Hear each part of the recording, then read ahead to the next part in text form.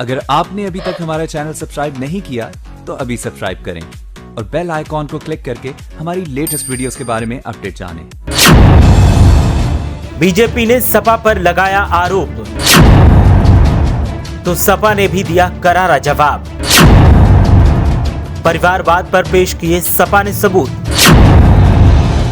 लोगों ने भी सपा का दिया साथ। सोशल मीडिया पर भिड़े सपाई और भाजपाई। देश का ऐसा कोई क्षेत्र नहीं दिखता जहां परिवारवाद न हो, खासकर राजनीति।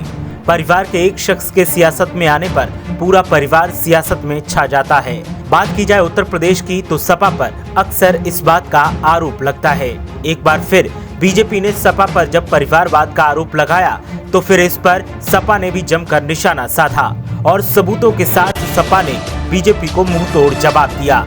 हालात ऐसे दिखे कि सोशल मीडिया पर ही बीजेपी और सपा के समर्थक आपस में भिड़ गए और एक दूसरे की जमकर बखिया उधेड़ी।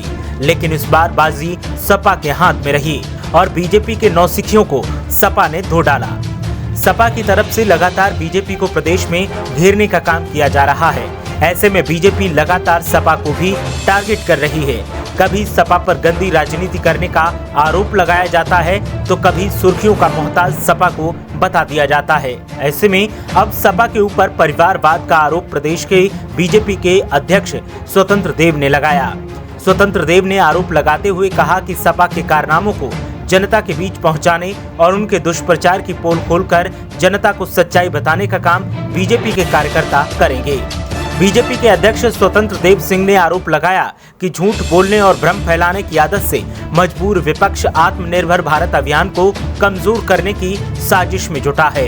स्वतंत्र देव सिंह ने कहा कि परिवारवादी लोगों को जनता की फिक्र नहीं है। विपक्ष के एजेंडे में देश और प्रदेश के विकास या आम जनता की चिंता कभी न थी और न है। ऐसे में सपा नेता स्वतंत्र देव के बयान से भड़क गए और फिर जो मोर्चा नेताओं ने सोशल मीडिया पर खोला उससे बीजेपी के नेता बगले झांकते दिखे।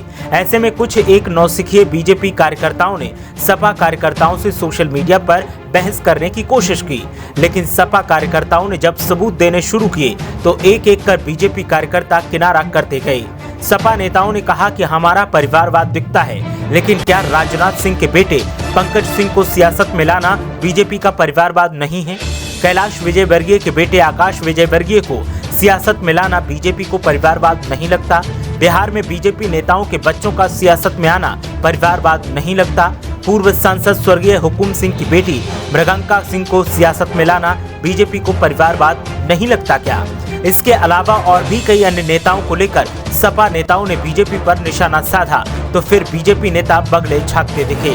आपको बता दें कि यूपी में आगामी 2022 विधानसभा चुनाव की बिसात अभी से बिछने लगी है।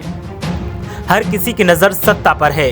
ऐसे में बीजेपी की छटपटाहट साफ देखी जा सकती है, क्योंकि कोरोना और तमाम अन्य मुद्दों को लेकर विपक्ष बीजेपी को लगातार घेरने का काम कर रहा है और सपा इसमें सबसे आगे है। बीजेपी को इसमें अपनी छवि धूमिल होती दिखाई दे रही है और बीजेपी अब सपा पर लगातार आरोपों की बौछार कर एक के बाद एक कई आरोप लगा रही है। ऐसे में अब सपा भी सबूतों के साथ बीजेपी को बैकफुट पर ढकेल रही है और बीजेपी की गलत नीतियों की जमकर पोल खोल रही है। देखना यह है कि बाजी कौन मारता है।